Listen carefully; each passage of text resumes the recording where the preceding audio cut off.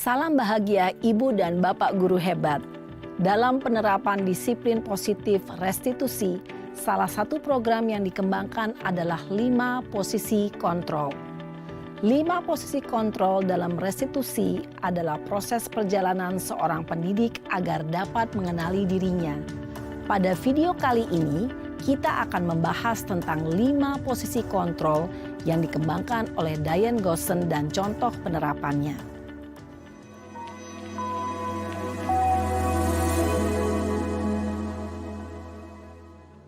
5 posisi kontrol itu adalah 1. Posisi penghukum. 2. Posisi pembuat merasa bersalah. 3. Posisi teman. 4. Posisi pemantau atau monitor. Dan 5. Posisi manajer. Untuk lebih memahami kelima posisi tersebut, mari kita saksikan kasus Naren yang terlambat hadir 20 menit di sekolah dan melihat bagaimana kelima posisi kontrol dalam menghadapi masalah tersebut.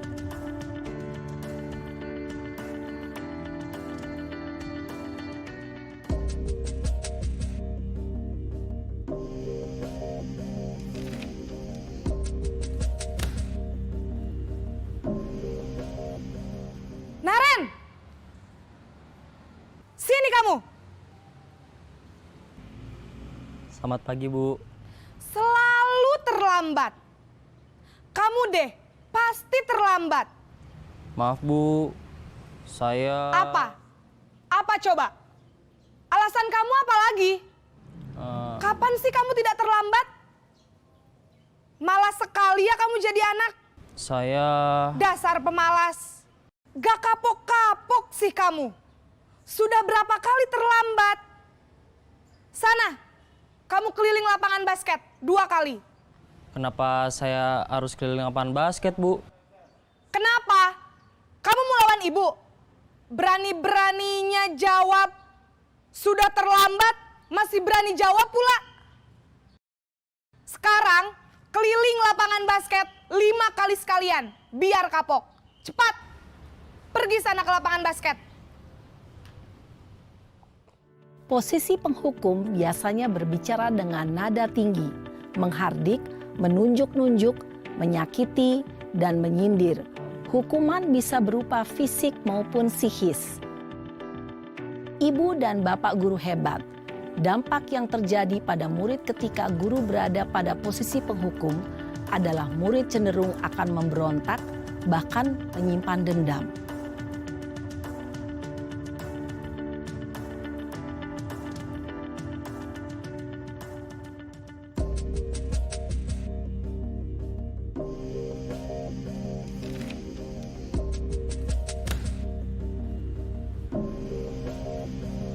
Naren!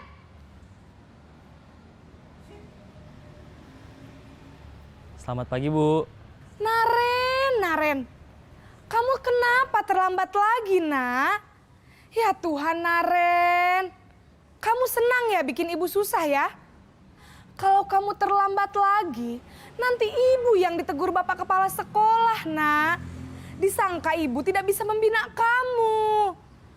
Duh, gimana ini? Maaf, Bu. Duh, Gusti Naren. Kamu suka ya kalau ibu ditegur Bapak Kepala Sekolah? Terus, sekarang ibu harus tulis apa ini di buku absen? Ini kamu sudah sering terlambat loh. Ibu harus apa coba? Maaf, Bu. Maaf sekali. Ya sudah, lain kali jangan bikin ibu susah lagi ya, nak ya. Ibu tidak akan kuat lagi kalau kamu begini terus. Bisa jantungan kalau ibu ditegur Bapak Kepala Sekolah. Sana cepat ke kelas. Maaf ya, Bu. Maaf sekali. Posisi pembuat rasa bersalah berbicara dengan nada tenang, cenderung lembut. Namun kata-kata yang diutarakan membuat murid merasa menjadi orang yang gagal. Memandang buruk dirinya sendiri, merasa tidak berharga, dan tidak sanggup membahagiakan orang lain. Ketika guru mengambil posisi pembuat rasa bersalah, murid akan menganggap dirinya yang bersalah dan ia akan menyimpan emosi negatif tersebut di dalam dirinya.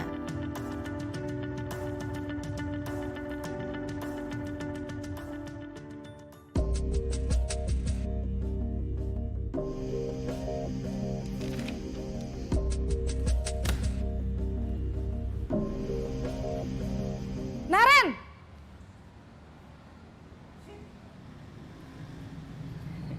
Selamat pagi, Bu. Wah, sudah jam berapa ini, Nak? Terlambat lagi ya, sayang. Iya, Bu.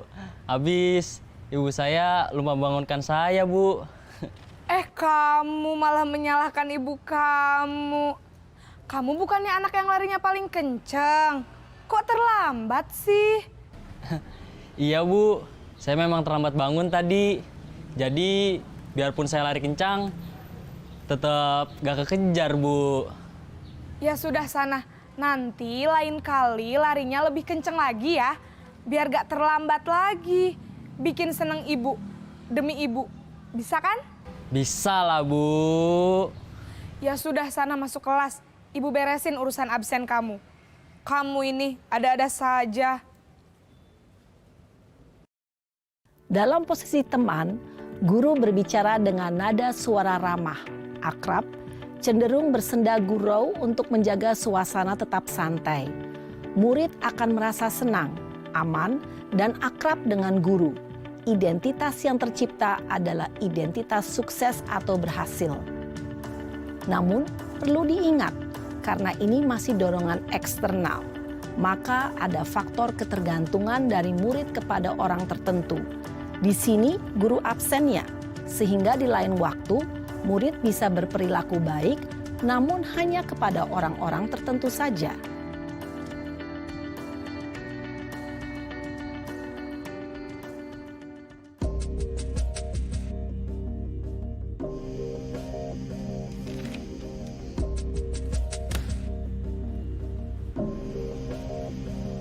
Naren!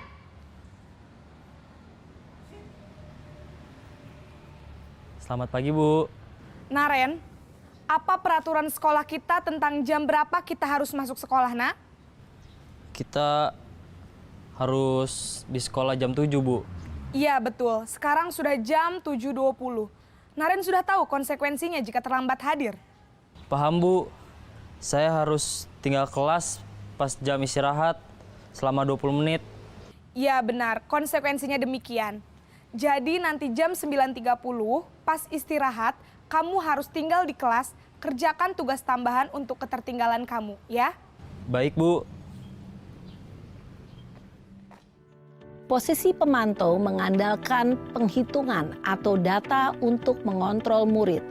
Guru mengarahkan murid berdasarkan peraturan dan konsekuensi. Seorang pemantau menunjukkan bahasa tubuh dan ekspresi wajah yang datar dan cenderung formal.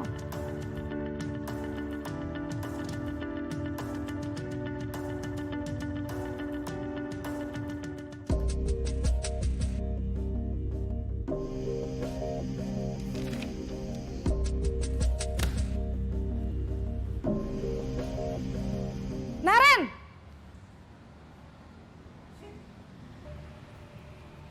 Selamat pagi, Bu. Selamat pagi, Naren. Maaf, Bu. Saya terlambat.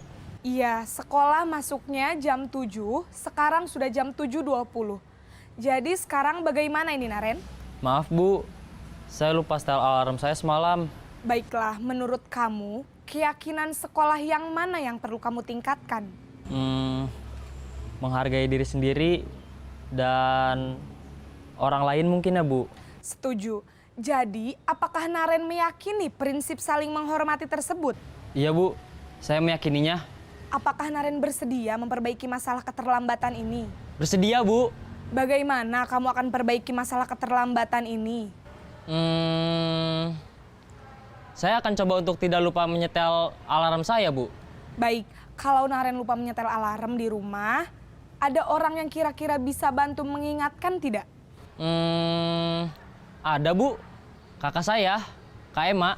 Ada lagi selain Kak Ema? Selain Kak Ema, ada ibu saya. Baik, Jadi yang mengingatkan Naren adalah Kak Emma dan ibu kamu ya? Kira-kira akan mulai setel alarm kapan nih Naren? Setelah pulang sekolah, akan segera saya lakukan. Baik, jadi Naren akan setel alarm untuk bangun besok pagi dan akan diingatkan oleh kakak dan ibunda Naren ya. Ada lagi yang mungkin perlu dilakukan Naren? Agar tidak terlambat bangun lagi. Tidak ada, Bu. Baik Naren, terima kasih untuk kerjasama kamu. Sekarang kamu perlu kembali ke kelas untuk belajar. Baik, Bu. Terima kasih. Posisi manajer adalah posisi kontrol yang disarankan untuk membimbing murid memiliki sikap disiplin yang positif, yaitu murid yang mandiri, bertanggung jawab, dan dapat memecahkan masalah. Tujuan dari posisi ini adalah agar murid dapat berefleksi atas tindakannya. Guru akan dengan tulus memberikan pertanyaan-pertanyaan bermakna, sehingga membuat murid dapat belajar dari kesalahannya dan mencari sebuah solusi untuk menyelesaikannya.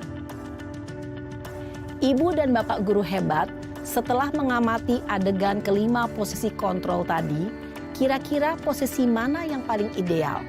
Posisi mana yang dapat menunjang motivasi intrinsik murid? Ya, tentu posisi manajer. Posisi ini memang posisi ideal yang ingin dituju setiap pendidik. Pada posisi inilah, guru dapat menerapkan disiplin positif yang berpihak pada murid, yang memerdekakan murid. Perjalanan seorang pendidik tentunya tidak mudah untuk sampai pada posisi seorang manajer. Namun, tujuan kita pasti, yaitu menciptakan murid-murid yang mandiri, merdeka, dan bertanggung jawab.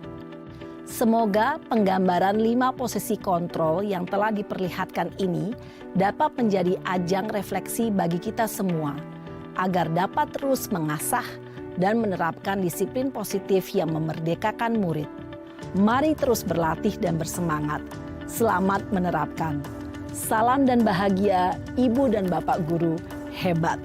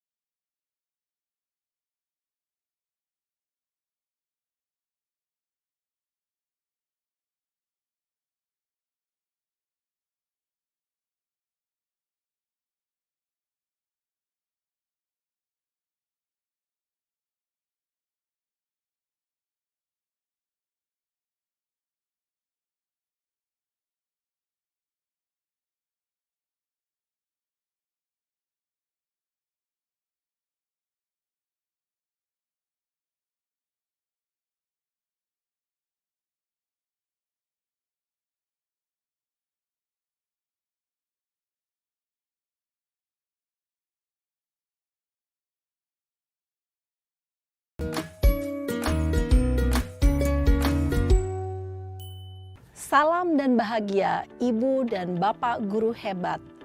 Pada video kali ini kita akan membahas tentang salah satu program disiplin positif yang diterapkan di lingkungan sekolah yang dikenal dengan nama restitusi.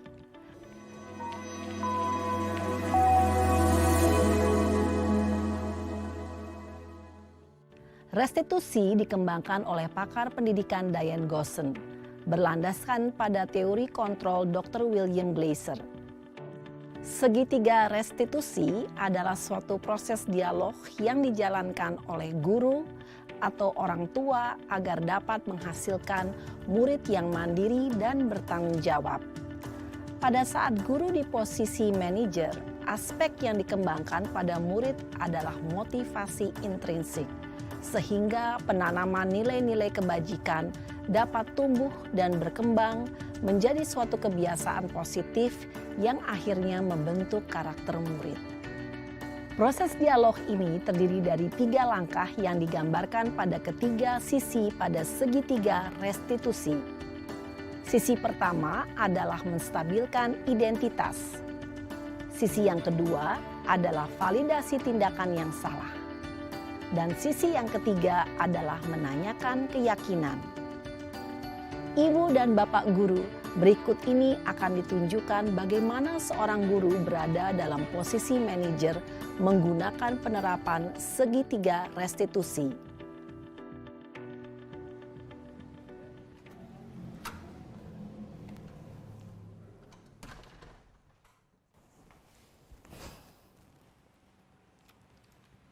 Siang, Sarah. Siang, Pak. Sudah lama nggak ketemu Sarah? Kenapa hari ini ada di sini? Kesel, Pak. Kesel banget. Masa aku dikatain tukang fitnah, Pak? Ya aku marah lah. Aku balik ngatain Eka di depan kelas. Kesel banget. Oh, begitu. Ya pasti kamu marah dan kesal. Bapak juga akan marah apabila ada yang menuduh Bapak seperti itu. Kemudian, pada saat itu, kamu mau melakukan apa? Ya saya langsung ngatain Eka lah, Pak. Kesel banget. Saya bentak-bentak dia depan teman-teman lain. Oh, begitu. Pasti kamu melakukan seperti itu karena suatu alasan tertentu, bukan? Iyalah, masa saya diam saja, Pak? Ya saya bela diri lah. Masa saya dituduh tukang fitnah? Ya wajarlah. Mempertahankan harga diri itu sesuatu yang penting buat kamu. Untung kamu tidak bertindak lebih gegabah lagi. Hanya membentak-bentak. Iya, Pak. Untung saya masih bersabar dan hanya membentak saja. Sudah gemes padahal, saya pasti bela diri lah.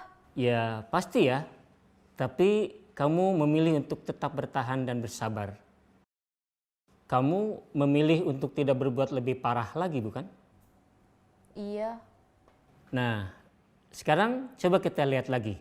Tindakan kamu yang bentak-bentak Eka di kelas. Tindakan kamu itu kira-kira sesuai dengan keyakinan kelas atau prinsip kamu tidak? Enggak lah, Pak. Capek, Pak, jadi pemarah. Jadi keyakinan atau prinsip mana yang kurang sesuai dengan keinginan kamu? Ya, saya sebenarnya sangat menghargai orang lain. Mungkin saat itu saya menjadi emosi, jadi tidak menunjukkan sikap itu. Kamu meyakini tidak? Menghargai orang lain itu penting buat kamu. Yakinlah, Pak. Iya, setuju. Kita harus saling menghargai. Namun, ada juga keyakinan yang kita sepakati yang perlu kita jalankan apabila kita sedang marah, bukan? Ya saya bisa lebih proaktif, mulai dengan diri sendiri. Saya bisa jadi lebih bersabar, mengambil waktu jeda untuk berpikir mau apa selanjutnya. Kira-kira kamu bersedia memperbaiki masalah ini tidak? Bersedia, Pak. Kalau kamu memperbaiki masalah ini, kamu akan menjadi orang seperti apa? Saya akan menjadi orang yang bertanggung jawab kali ya, Pak. Dan senantiasa proaktif. Iya, menurut kamu bagaimana rasanya menjadi orang seperti itu? Ya nyaman lah, bangga bisa bersabar dan menahan diri. Baiklah kalau begitu. Yuk kita pikirkan bagaimana memperbaiki masalah ini.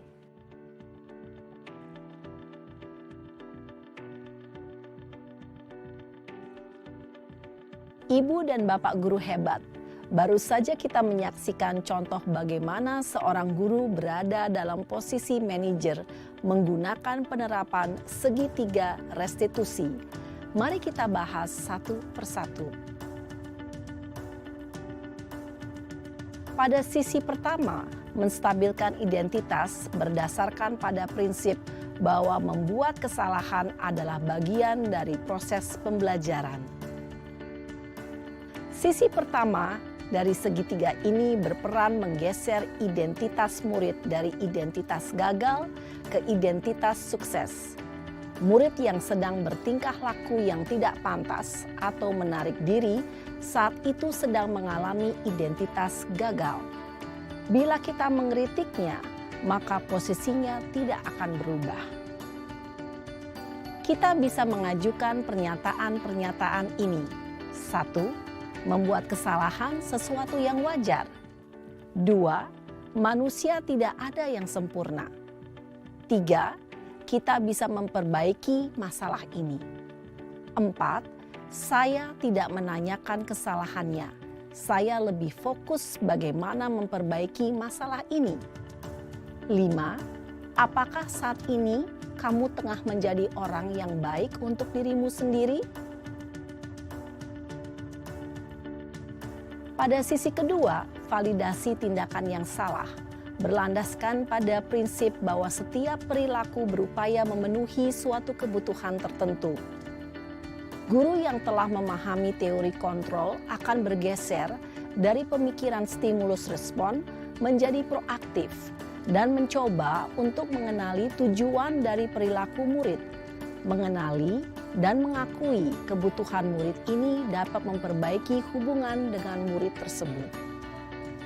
Pernyataan atau pertanyaan bisa disampaikan dengan nada suara tidak menghakimi atau memojokkan, sehingga dapat mengembalikan murid pada posisi positif.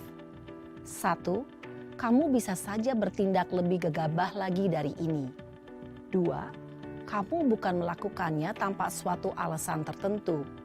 3. Kamu melakukannya karena mempertahankan sesuatu yang penting bagimu. 4. Mungkin kamu bisa mempelajari suatu perilaku baru yang lebih efektif. Bersediakah kamu mempelajarinya? Selanjutnya, kita akan simak sisi terakhir, yaitu menanyakan keyakinan. Teori kontrol menyatakan bahwa pada dasarnya kita termotivasi secara intrinsik. Pada saat perilaku yang salah telah divalidasi dan identitas sukses telah stabil, maka murid telah siap mengaitkan keyakinan-keyakinannya dengan tindakannya yang salah dan pemikirannya telah bergeser ingin menjadi orang yang dituju. Pertanyaan-pertanyaan ini dapat mengaitkan keyakinan-keyakinan yang dianut murid. 1. Sebagai keluarga atau kelas, apa yang kita yakini? 2. Nilai-nilai apa yang telah kita sepakati? 3. Seperti apa gambaran sebuah kelas yang ideal bagi kamu? 4. Kamu ingin menjadi orang seperti apa?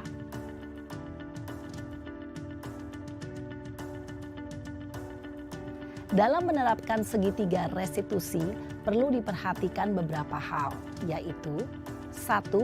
Perilaku yang salah perlu dikaitkan dengan nilai-nilai atau keyakinan-keyakinan yang telah disepakati atau dituju. 2. Kesediaan orang yang melakukan kesalahan untuk memperbaiki masalah. 3. Pemecahan masalah sebisa mungkin relevan atau memiliki hubungan dengan masalah yang ada. 4. Usaha. Perlu adanya suatu usaha perbaikan dari pihak yang berbuat kesalahan. 5. Waktu. Perlu didedikasikan waktu dari pihak yang berbuat kesalahan. Tanyakan kapan akan mulai diberlakukan usaha untuk memperbaiki masalah. Dengan memahami struktur penerapan segitiga restitusi, diharapkan guru dapat menerapkan posisinya sebagai manajer dengan mengajukan pertanyaan-pertanyaan bermakna yang dapat membuat murid menjadi lebih percaya diri, bertanggung jawab, dan mandiri. Nah, ibu bapak guru perlu tidaknya mengikuti ketiga tahapan dalam segitiga restitusi bergantung pada ringan beratnya suatu permasalahan. Misalnya, bila permasalahan tersebut ringan, maka tidak perlu dijalankan secara berurutan. Bahkan bisa semudah menanyakan apa keyakinan yang kita sepakati. Dengan menjalankan segitiga restitusi, dengan mengajukan pertanyaan-pertanyaan bermakna, diharapkan murid menjadi lebih kuat secara pribadi, dapat membuka wawasan murid agar dapat menyelesaikan permasalahannya sendiri, semakin percaya diri, mandiri, dan merdeka. Salam dan bahagia, ibu bapak guru hebat.